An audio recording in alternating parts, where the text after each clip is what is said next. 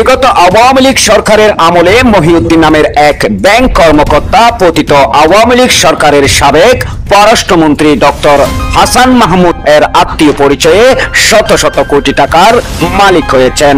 2024 সালের 5 আগস্ট আওয়ামী লীগ সরকারের পতনের পর পদ্মার আড়ালে নিজেকে লুকিয়ে বর্তমানে ফেনী ছাগলনাইয়া ইউসিবি ব্যাংকে কর্মরত আছেন। তথ্যসূত্রে জানা যায়, মহিউদ্দিন তালুকদার তিনি রাঙ্গুনিয়া উপজেলা যুবলীগের একজন সক্রিয় নেতা ছিলেন।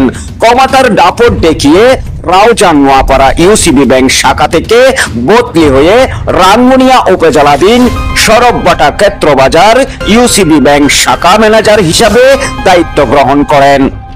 ব্যাংকে চাকরি করা অবস্থায় মহিউদ্দিন অবৈধভাবে বালু উত্তোলন, পাহাড় থেকে গাছ কেটে ইটভাটায় সরবরাহ, টানার দালালি সহ জমি সংক্রান্ত বিরোধের সমাধান দেওয়ার নামে দুই পক্ষ থেকে টাকা আদায়, মাদক ব্যবসায়ীদের সাথে আঘাত করে মাসোহারা নেওয়া এমন কোনো কর্মকাণ্ড নেই যা তিনি করেননি। স্থানীয়দের সাথে কথা বলে জানা যায়, সাবেক পররাষ্ট্রমন্ত্রী ডক্টর হাসান মাহমুদ এর আত্মীয় পরিচয়ে মহিউদ্দিনের বড় ভাই সাবেক জামাত নেতা জসিমউদ্দিন 2008 সালের পরবর্তী সময়ে হাসান মাহমুদের সহকারী হিসাবে নিযুক্ত হন। তারই সুবাদে মহিউদ্দিন একের পর এক অপরাধিক কর্মকাণ্ডের সাথে জড়িত থাকলেও সেই সময় কেউ বয়ে মুখ খুলেননি। রাজনীতি পাওয়ার কারণে ও সর্বস্তর সন্ত্রাসী রাজনৈতিক দুর্নীতির সাথে উত্তরণে একজনের কি এই সব সন্ত্রাসী গোটপাতে হলো মোদীর একবার রানীরা পাওয়ার থাকবে কিনা জানালো আমাদেরকে রাজনীতি পাওয়ার দেখায় ওনার হাতে জিম্মিলাকে সবকিছু কি আহাম প্রহাম দেওয়া করেছে, যার কারণে আমরা দেশে বাড়িতে থাকতে পারতেছিলাম, উনি থাকতে পারতেছে, আমরা পারতেছি না। এটা হচ্ছে কি আমাদের আবেদন। উনি একজন যদি ব্যাংকার হইয়া উত্তরাঙ্গের সব সন্ত্রাসী ভোট পাতা হয়ে যদি থাকতে পারে, আমরা কি দোষ করেছি নিরহ মানুষ? ওনার কাছে এটা আমাদের সকল দলীয় বাইরের কাছে আবেদন, ওনার জোরালোভাবে যেন কি বিচার চাই। সাথে উত্তরাঙ্গে আমাদের বালু সিন্ডিকেট, মাইনিং সিন্ডিকেট, গাছের সিন্ডিকেট, বাগানের সিন্ডিকেট, জায়গার সিন্ডিকেট সবকিছু জড়িত আছে। ওনার তো এখন 1-1.5 কোটি টাকা জায়গা আছে বনাখারা, একটা জায়গা রেজিস্ট্রি হয় না, ও কিভাবে থাকে রানাঘাটে পুকুর পাড়ের জায়গা, তারপরে বেলিমানের পাড়ের জায়গা, তারপর সামনাপুর জায়গা, তারপর অফিস পাড়ের জায়গা।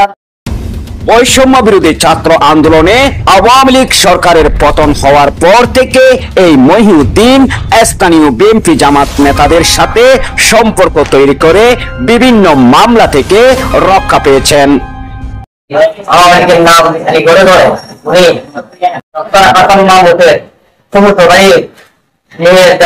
এটার ক্ষমতা দেখিয়ে অনেক গরম মাছ করেছে। উনি রানীরহাট কাল থেকে কোটি টাকার বালু কেটে এগুলি বিক্রি করে কোটি টাকা ফায়দা করেছে। উনি একটা উনি একটা টাকায় উনি কামার হাতে এমন কোন লোক নাই মুখ থেকে টাকা দিয়েছে, কামার থেকে টাকা নিয়েছে, কষাই থেকে টাকা নিয়েছে, সরকারি দোকান থেকে টাকা নিয়েছে। উনি অনেক বড় একটা দান্দাবাজ, অনেক বড় একটা মাফিয়া। উনি একটা ব্যাংকে চাকরি করে, অনেক টাকা বেতন হয়, তারপরে উনি এমন কোনো মহিলা যে সাদা একাই ঘুরে। উনি এখন কি করে স্বাভাবিকভাবে ঘুরে বেড়ায়, এটা আমরা জানতে চাই আমার মানুষের কাছে, মানুষের কাছে।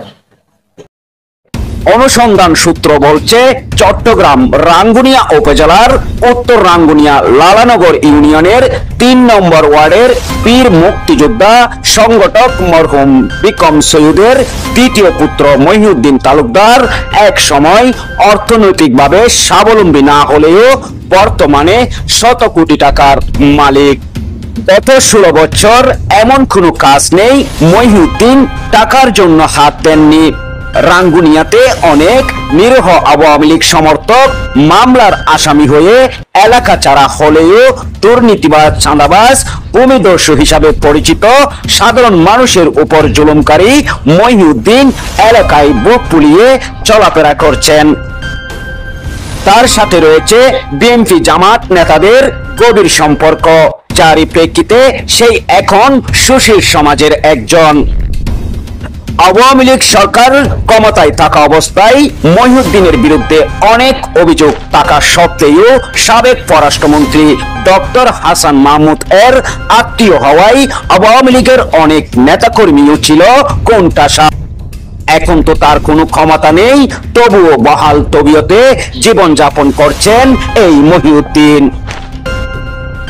স্থানীয়দের দাবি তার বিরুদ্ধে তদন্ত করে আইনগত ব্যবস্থা নেওয়ার, অন্যথায় সামনের দিনগুলোতে আবারও সুযোগ খুঁজে এসব দুর্নীতিবাজরা অপরাধ করার সুযোগ পাবে।